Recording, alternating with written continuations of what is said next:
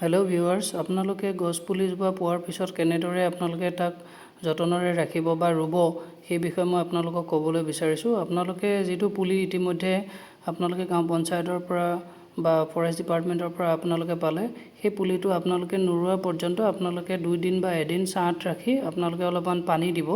তাৰপিছত আপোনালোকে পুলিটো যিখিনি জেগাত ৰুব সেই জেগাখিনি নিৰ্বাচন কৰি আপোনালোকে সেই ঠাইডোখৰ ধুনীয়াকৈ চাফা কৰি ল'ব। চাফা কৰি লোৱাৰ পিছত আপোনালোকে সেই পুলিটো তাতে ৰুব। তাৰ বাবে আপোনালোকক আমি এটা সুন্দৰ প্ৰণালী আপোনালোকক আমি জনাবলৈ বিচাৰিছোঁ। আপোনালোকে অলপমান ভালদৰে সেই প্ৰণালীখিনি মন কৰি আপোনালোকে পুলিটো ৰুলে সেই পুলিটো ভালদৰে লহপহকৈ ডাঙৰ হ'ব সেই বুলি আমি আশা কৰিছোঁ। যিহেতু এইটো এটা সময় নহয় পুলি ৰোৱাৰ, তথাপিও এই সময়খিনিত আমি পুলি ৰুলে অলপমান ভালদৰে যতন ল'ব লাগিব, কিয়নো বৰষুণৰ মাত্ৰাটো খুবেই কম আৰু গৰমো বেছি। গতিকে আপোনালোকে সেই পুলিসমূহ কেনেকৈ ৰুব মই এটা প্ৰচেছ আপোনালোকক দেখাম। তো আপোনালোকে প্ৰথমতে এটা গাঁত খান্দি ল'ব। গাঁতটো পুলিটোৰ শিপাৰ জোখেৰে হ'ব। শিপাডাল যিমান দীঘল তাতকৈ দুগুণ আপোনালোকে দ কৰিব লাগিব, আৰু ঠিক তেনেদৰে শিপাটো যিমান বহল থাকে তাৰ দুগুণ আপোনালোকে গাঁতটো বহলো কৰিব লাগিব। যেতিয়া আপোনালোকে গাঁতটো খান্দিব মন কৰিব ওচৰত যাতে তেনেকুৱা কোনো ধৰণৰ লেতেৰা জাবৰ জোঁথৰ পৰি নাথাকে বা অপতৃণবিলাক নাথাকে।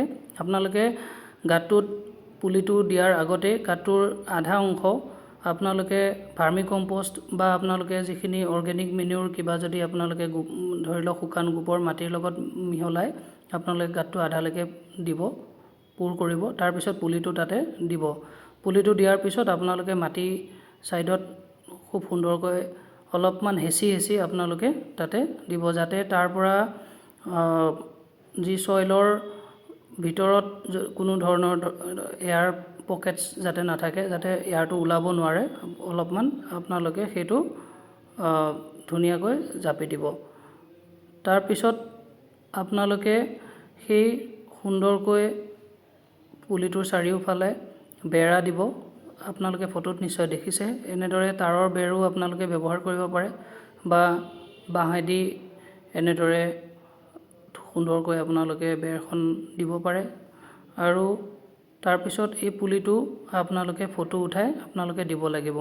এতিয়া আহোঁ আমাৰ ফটোখন কিমান তাৰিখৰ পৰা কিমান তাৰিখলৈ আপোনালোকে আপডেট দিব পাৰিব বা ফটোখন কিমান সময়লৈকে আপোনালোকে তুলিব লাগিব।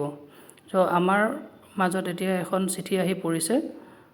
এই চিঠিখনৰ মতে আপোনালোকে ফটো 4 বজালৈকে 17 ছেপ্টেম্বৰৰ 4 বজালৈকে আপোনালোকে ফটোখন তুলিব পাৰিব, যিটো জিঅ'টেগ থাকিব লাগিব, জিঅ'টেগ ফটো হ'ব লাগিব। আপোনালোকে আগৰ মোৰ ভিডিঅ'টোত নিশ্চয় দেখিছেই, লোকেশ্যনটো মোবাইলৰ অন কৰি পেলাই আপোনালোকে ফটোখন তুলিব লাগিব।